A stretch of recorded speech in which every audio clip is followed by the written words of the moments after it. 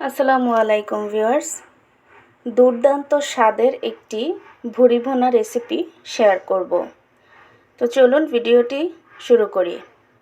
প্রথমেই একটি প্যানে প্রয়োজন অনুযায়ী তেল নিয়ে নিয়েছি। তারপর দুটো এলাচ, দুটো তেজপাতা এবং 2 টুকরো দারচিনি দিয়ে নিয়েছি। একটু ফ্লেভার ছড়িয়ে আসার পর কিউব করে কেটে রাখা পেঁয়াজগুলো দিয়ে দিচ্ছি। কিছুক্ষণ নেড়েচেড়ে ভেজে নেব। তারপর 1 টেবিল চামচ আদা রসুন পেস্ট দিয়ে দিলাম। আদা রসুনের কাঁচা ঘ্রাণটা চলে গেলে প্রয়োজন অনুযায়ী দিয়ে দিলাম লবণ।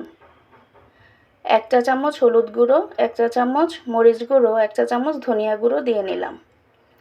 এবার একটু মিশিয়ে নিচ্ছি।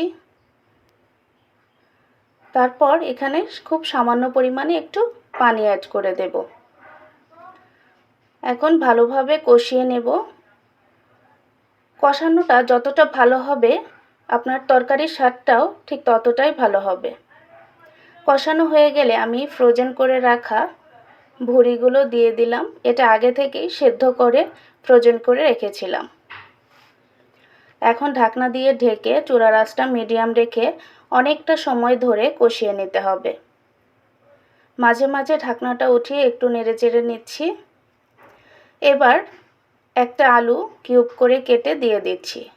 আলুটা অপশনাল, কেউ না চাইলে বা অপছন্দ করলে নাও দিতে পারেন।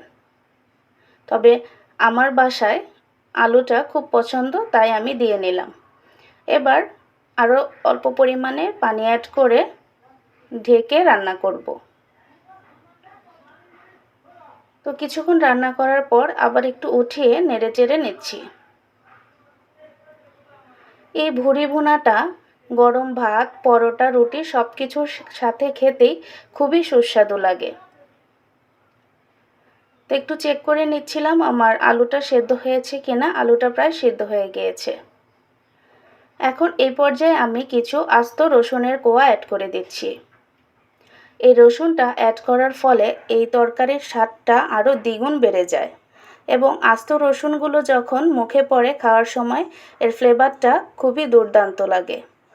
তারপর কয়েকটি আস্ত কাঁচামরিচ দিয়ে আবারও নেড়েচেড়ে মিশিয়ে নিচ্ছি।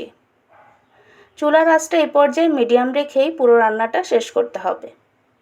তো আমি কিছুক্ষণ পরপর একটু নেড়েচেড়ে নিচ্ছি, না হলে নিচ দিয়ে পুড়ে যাওয়ার সম্ভাবনা থাকে।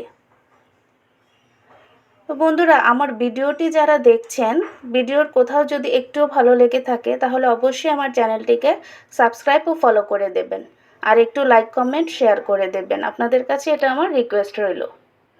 তো যখন পানি শুকিয়ে এসেছে তখন 1 চা চামচ দিয়ে দিচ্ছি স্পেশাল গরম মশলা গুঁড়ো এবং আধা চা চামচ জিরার গুঁড়ো।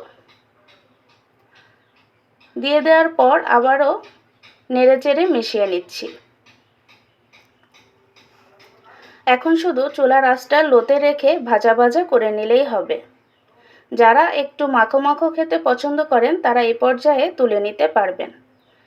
তো আজকের ভিডিওটি কেমন লেগেছে অবশ্যই কমেন্টস করে জানাবেন, আর ভিডিওটি ভালো লাগলে অবশ্যই লাইক, কমেন্টস ও শেয়ার করে দেবেন।